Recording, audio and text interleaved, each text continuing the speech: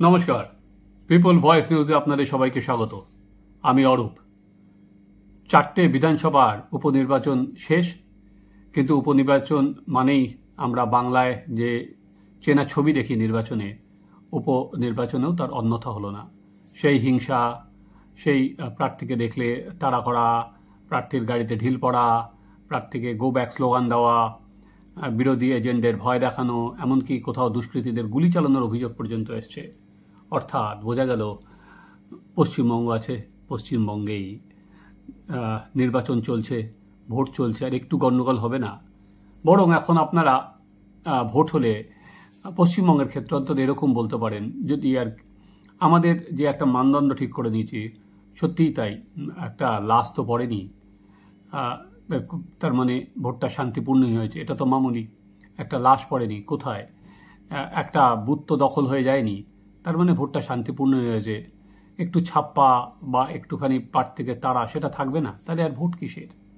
ফলে লোকসভা ভোটে আমরা যেটা দেখেছিলাম বিভিন্ন জায়গায়, সেটা কিন্তু বিধানসভার মাত্র 4টে বিধানসভার উপনির্বাচনেও তার অন্যথা হলো না।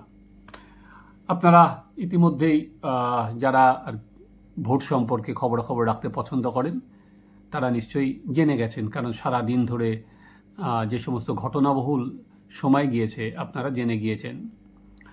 অনেকে রাজনীতি সম্পর্কে এই সব দুষ্কৃতি তাণ্ডব দেখতে দেখতে হয়তো আগ্রহ হারিয়ে ফেলেছেন। তারা হয়তো আর রাজনীতির দিকে ঝুঁকছেন না, তারাও আর কি পরের দিন ভোরের সময় কাগজ পড়ে নেবেন বা মোবাইলে স্ক্রল করতে করতে দেখে যাবেন কোথায় গোলমাল হয়নি। কলকাতার বুকে মানিকতলায় গোলমাল হয়েছে, প্রার্থীকে প্রায় ম্যান মার্কিংয়ের মতো বিজেপির প্রার্থী কল্যাণ চৌবকে তাড়া করা হয়েছে। বাগদায় বিজেপি প্রার্থীর গাড়ির ওপর ইট পড়েছে, তিনি কোনো ক্রমে পালিয়ে বেঁচেছেন। রানাঘাট দক্ষিণে তো গতকাল রাত থেকেই সন্ত্রাস হয়েছে, বিজেপি এজেন্টকে তাড়িয়ে দেওয়া হয়েছে।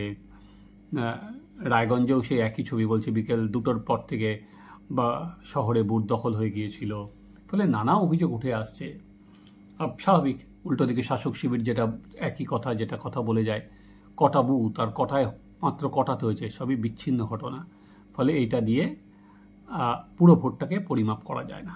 চলুন, এই চাপানুতর তো চলবেই, বরঞ্চ আমরা কেন বিশ্লেষণ করার চেষ্টা করি যে মাত্র তো 4টে উপনির্বাচন, সেখানে দাঁড়িয়েও এই সন্ত্রাস কেন।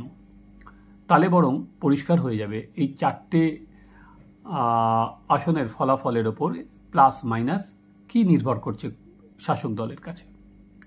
এই 4টে উপনির্বাচন যেখানে হচ্ছে, 3টে জায়গায় বাগদা, রায়গঞ্জ এবং রানাঘাট, সেখানে কিন্তু বিজেপির অবস্থা ভালো, আমি বলতে পারি লোকসভার নিরিখে।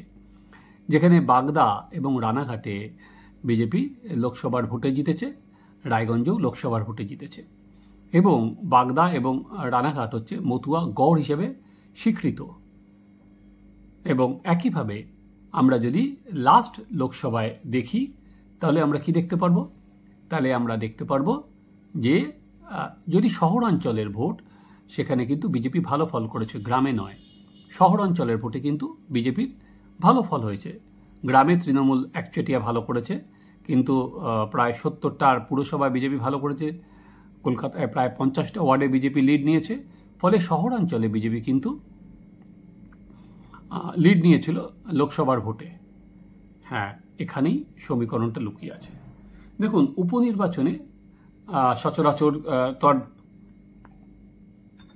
একটা সরকার পরিবর্তন হয় না, মুখ্যমন্ত্রী পরিবর্তন হবেন না। এমনিই তো তৃণমূল 213টা আসন পেয়ে আছেন, তারপর অনেকে বিজেপি ছেড়ে তৃণমূলে চলে গেছেন।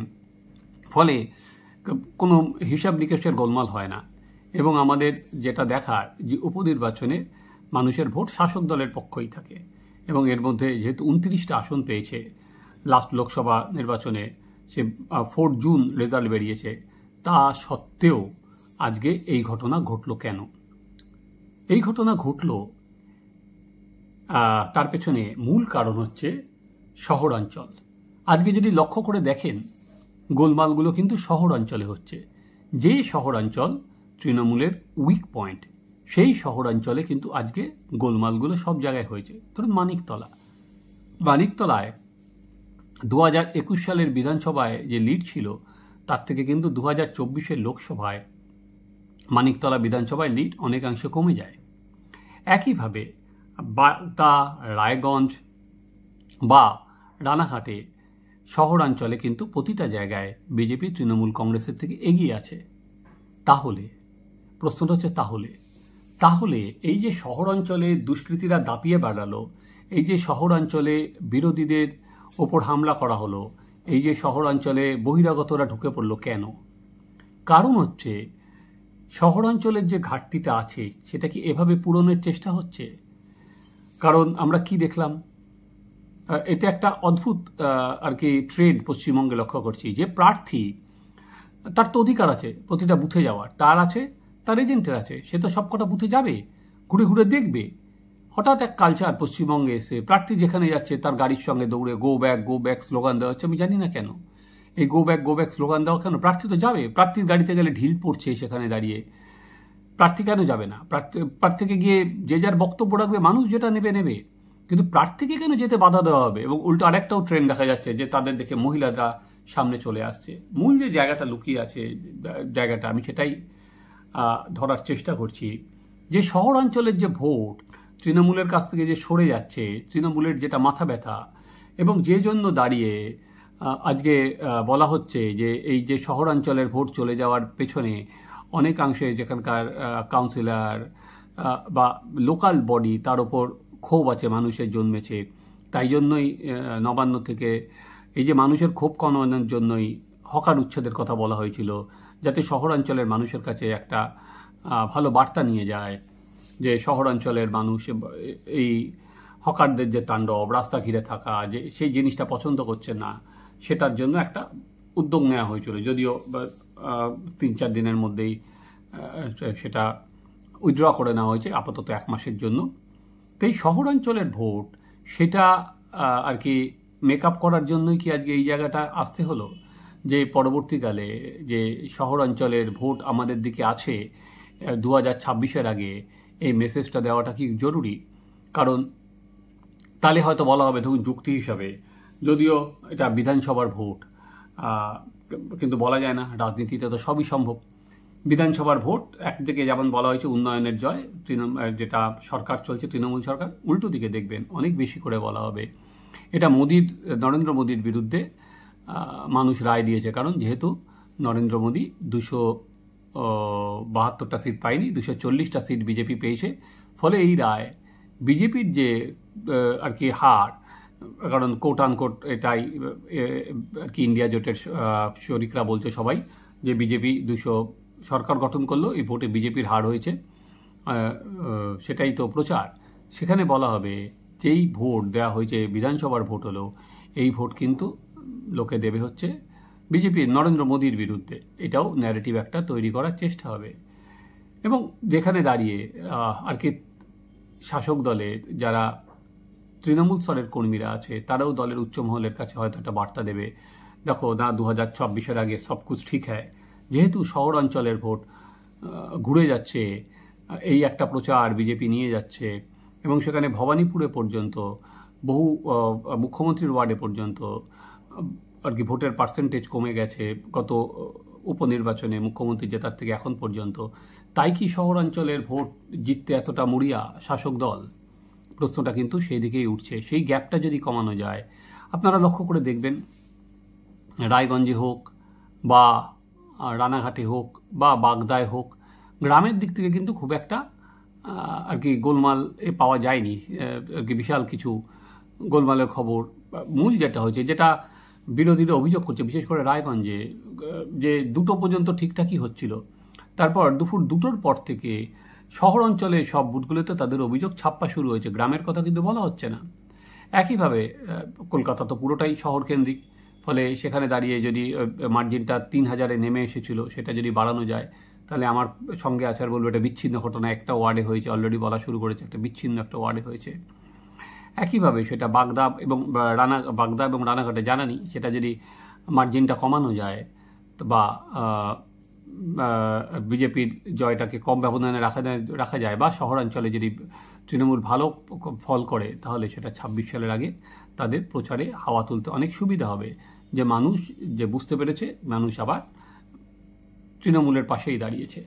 কারণ এই তিনটে আর কি উপনির্বাচনের ফলাফল যদি শাসকের কাছে নিরঙ্কুশভাবে না যায়, তাহলে কিন্তু আর কি 229টা আসন পাওয়ার পর একটুখানি কিন্তু আর কি 1 মাসের মধ্যেই ভোট, এই 1 মাসের মধ্যে ভোট হলে সেখানে যদি আর কি বিজেপির জেতার মার্জিনটা বেড়ে যেত, বা একইভাবে কি বলে মানিকতলায় তৃণমূলের জেতার মার্জিনটা কমে যেত, নানা রকম প্রশ্ন উঠত। ফলে সেই প্রশ্ন ঢাকা দিতে গেলে বেছে নেওয়া হয়েছে আমার মনে হয় অনেক বেশি শহরাঞ্চলকে। তাই জন্যই আবারও সেই বললাম, এখন এই গোলমালটা আর কি আমাদের গা সওয়া হয়ে গেছে। এটা এখন ছোটোখাটো, যদি ভারতবর্ষের আপনি একটা মানদণ্ড করেন অন্য রাজ্যের সঙ্গে এই রাজ্যের, তাহলে দেখবেন এটা ছোটোখাটো তার অন্য রাজ্যের থেকে। এবং পরিশেষে এটা তো হলো আমি শাসক দলের বললাম, তাদের তাণ্ডবের কথা বললাম। পরিশেষে আরেকটা কথাও আছে, সেটা হচ্ছে নির্বাচন কমিশন। তারা কি করছিল? 55 কোম্পানি ফোর্স থেকে 70 কোম্পানি ফোর্স করা হলো। তো নির্বাচন কমিশনের রোলটা কি? দেখলাম কল্যাণ চৌবে মানিকতলার প্রার্থী পুনরায় ভোট গণনার দাবি করছে, তার গাড়ি ধাওয়া করছে। একইভাবে বাগদায় বিজেপি প্রার্থীর গাড়িতে ইট পড়ছে। তো নির্বাচন কমিশনের রোলটা কি? গত লোকসভা ভোটের সময় নির্বাচন কমিশনের রোল নিয়ে প্রশ্ন উঠেছিল যে নির্বাচন কমিশন ঠিকমতো ভূমিকা গ্রহণ করতে পারেনি।